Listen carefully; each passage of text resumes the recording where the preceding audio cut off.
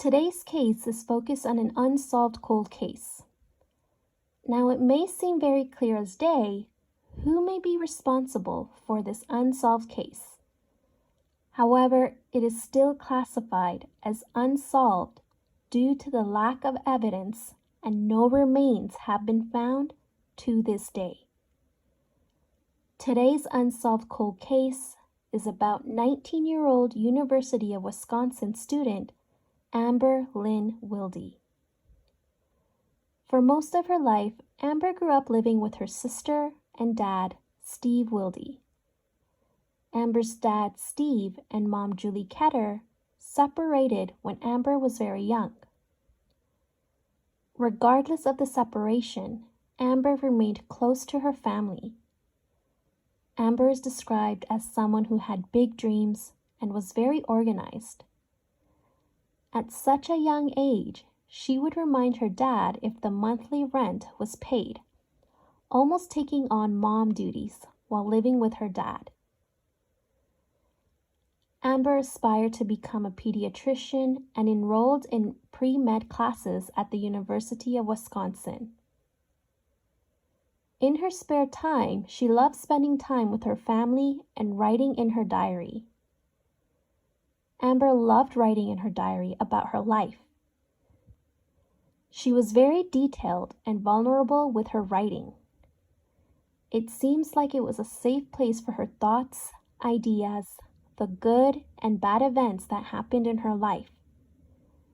She was also very open in revealing names in this diary. Writing in her diary was something very personal to Amber, and it's something she kept to herself. Amber was on track with her studies when she was surprised by a life-changing event. Amber accidentally had gotten pregnant midway through her studies.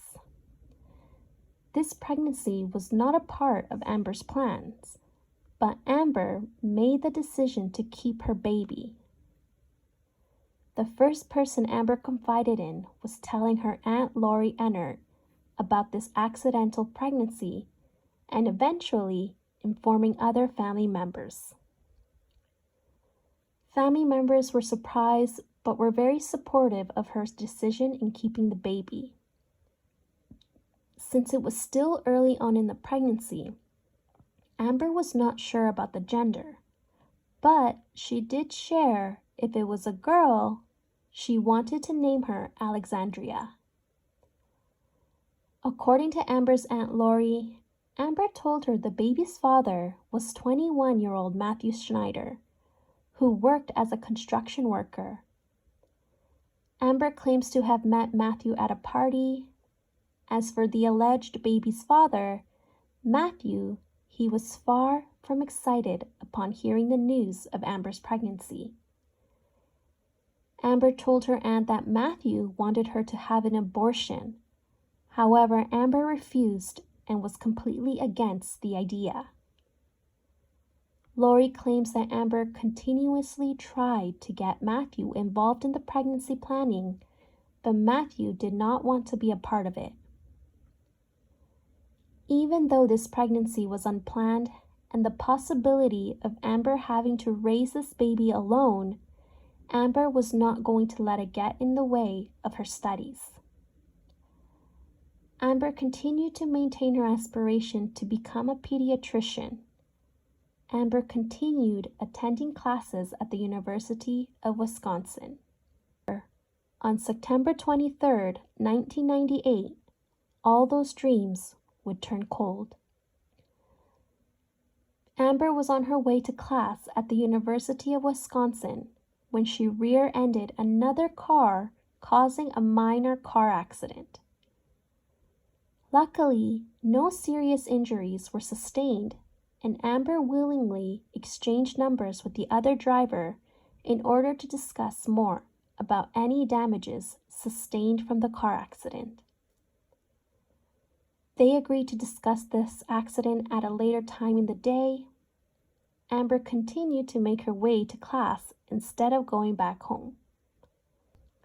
This clearly showed Amber's dedications to her studies and how important it was to not miss a day. However, as she made her way to class, she started to experience a headache. She ended up meeting with medical staff at the university as she realized she actually was not feeling very well after the accident. It appears that Amber did sustain an injury from the car crash. It's been reported that Amber had hit her head on the windshield, causing Amber to have a headache. The medical staff informed Amber that she most likely sustained a concussion from hitting her head during the accident and encouraged Amber to have someone close check in on her to make sure she was okay. Amber immediately informed her dad about the car accident and how she was feeling. Throughout the day, Amber and her dad would maintain consistent contact as Amber expressed that her headache felt worse as the day went on. Amber did live alone, so she asked her dad to call her the next morning to ensure that she wakes up early to make it in time for class. So again, it's very clear how important classes were to Amber and how she wasn't going to let her headache get in the way of attending classes. I definitely found this admirable in Amber as she just experienced an uneventful incident and injury. She was willing to muster through the pain and continue to work towards a brighter future. Amber's dad, Steve, called Amber. However, Amber did not pick up. After several unanswered calls, Steve quickly grew worried, as from the previous conversation, Amber wasn't feeling very well from the previous day's car accident. Steve did have a spare key to Amber's apartment and made his way over to check on Amber. Upon entering Amber's apartment, Steve didn't see anything unusual in her apartment, aside from Amber not being present. Steve didn't observe anything alarming or any ideas as to where Amber could be. Once Steve notices Amber's car missing from her apartment, he immediately calls the Green Bay police. However, the police department mistakenly informed Steve that he would have to wait 48 hours before he could file a missing persons report. Amber's family were very worried for the whereabouts of Amber, as she was also 4 months pregnant. Once the 48 hours were up, Amber's family filed a missing persons report, as they still have not been able to have any contact with Amber. Approximately a week after going missing, on October 1st, 1998, Amber's car, a 1988 silver GL 4-door Subaru, was found abandoned in a parking lot of the former 50-yard line sports bar and Roadstar Inn east of Kmart and off Lombardy Access Road near Lambeau Field. However, this sports bar and inn no longer exists and has been torn down since. Inside Amber's car, her purse and cell phone were located, with the keys in her car still in the ignition.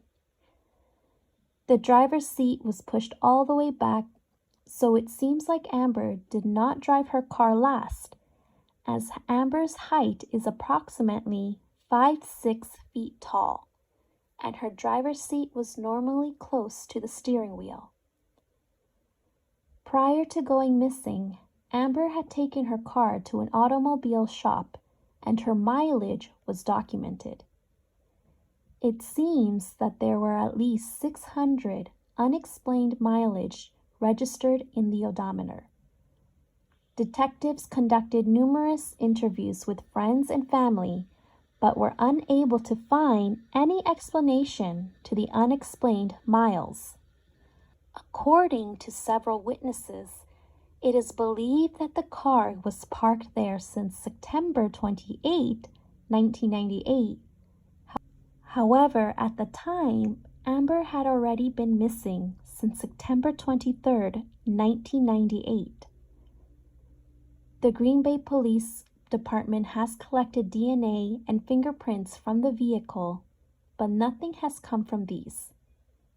In 2000, Amber's family were desperate for answers in finding Amber, so they decided to meet with a psychic at the Oneida Bingo and Casinos, where it was revealed by the psychic that Amber's body was buried near a home on Walnut Street. Amber's family never stopped looking for Amber and maintained hope that Amber would be found. As of 2000, Amber's family and friends raised more than $10,000 as a reward for information on the disappearance of Amber Wilde. It wasn't revealed until 2016 from unsealed court filings that a potential suspect and motive was named. The Green Bay Police did have a suspect in mind. However, the suspect was never named publicly until 2016. The Green Bay Police Department relied heavily on Amber Wilde's diary that was found in her apartment on leads to what may have happened to her. Amber loved writing in her diary about her life, and she actually documented her pregnancy's ups and downs. She claims in her diary who the baby's father is and issues they had. According to Amber's diary and court filings, Amber and Matthew met at a party in May 1998 and went back to her apartment to have consensual intercourse. Upon receiving the news of Amber's pregnancy, Matt wanted Amber to get an abortion. So again, the writing in Amber's diary aligns with what Amber shared with her Aunt Lori. Amber writes that the reason Matthew wanted the abortion was because he was engaged to be married to his high school sweetheart, Heidi. It has been reported that Heidi found out about Amber's pregnancy from Amber herself and was not happy about the news. A detective for the Green Bay Police Department has stated that Matthew has completely denied knowing Amber and showed absolutely no concern for Amber's whereabouts. He claims that he met Amber at a restaurant and barely knew her, only speaking to her twice. Upon further investigation into his phone records, it's proven false in 2015. Detectives reveal that it appears Matt and Amber have had at least 60 conversations since upon meeting each other at the party. It has been documented that police have at least 5 Excel spreadsheets and 3 PDF files containing records of telephone calls and text messages between Amber and Matthew. Matthew, until this date, has denied that he and Amber ever had intercourse. However, based off the unsealed court documents, a close female friend of Matthew shared that Matthew told her he felt guilty for having intercourse with Amber. I did find in another article that a subpoena reveals a secret court hearing that was labeled as John Doe. In this court hearing, a co-worker and a friend of Matthew named Nick Petite and Nick's girlfriend at the time, who is now his wife, both were in attendance to this hearing and provided statements. Nick and Matthew worked together for a company that was conducting work on the State 29 upgrade project from the Green Bay to Wausau.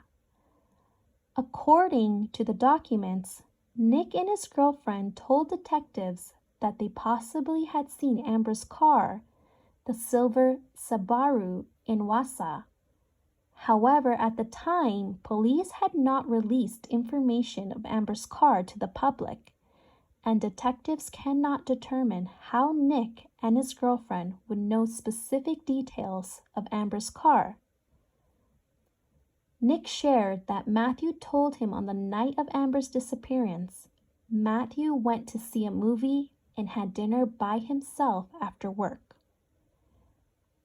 Prior to the hearing in October 1998, Nick's girlfriend stated that Nick arrived home after 6 p.m. However, during this court hearing, both Nick and his wife testify that Nick was not home that evening.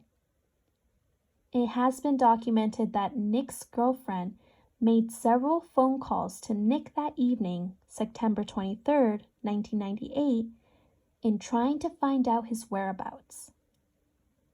Nick was unable to testify to what he did that night, September 23, 1998, but says that he most likely was not home. Nick has denied being close with Matthew and claims he has only known Matthew for a couple of months, while they worked together in 1998.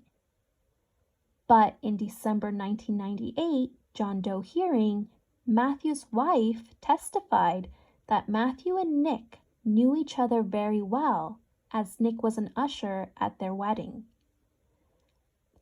Nick and Matthew had a personal connection prior to working together in 1998, and a close connection continued years after.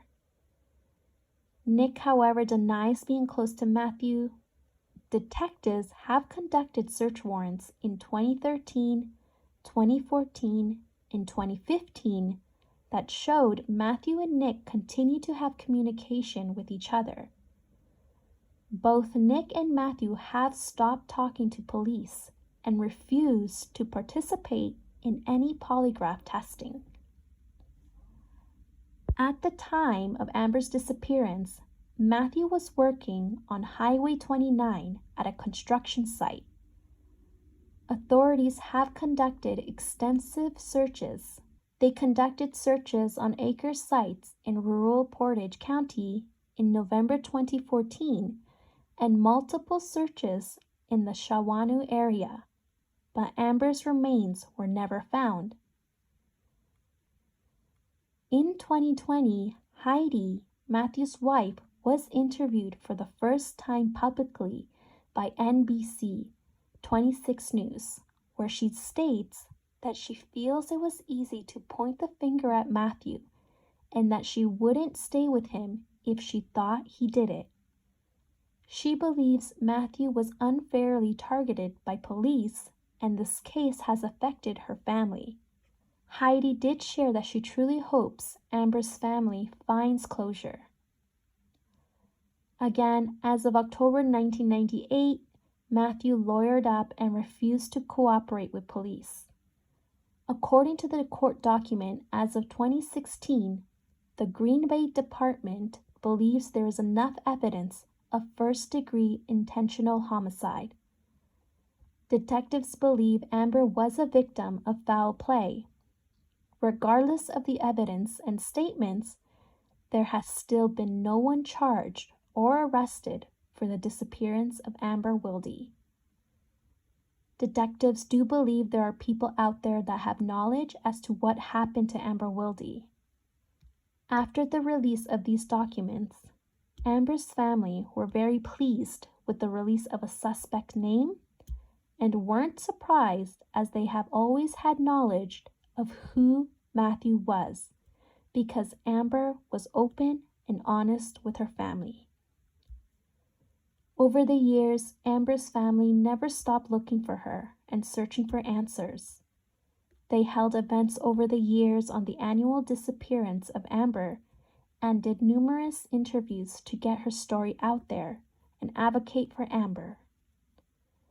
To this day, Amber's family always remain hopeful of finding answers as to what happened to Amber. I truly hope the day will come when Amber's family do find closure, answers, and justice.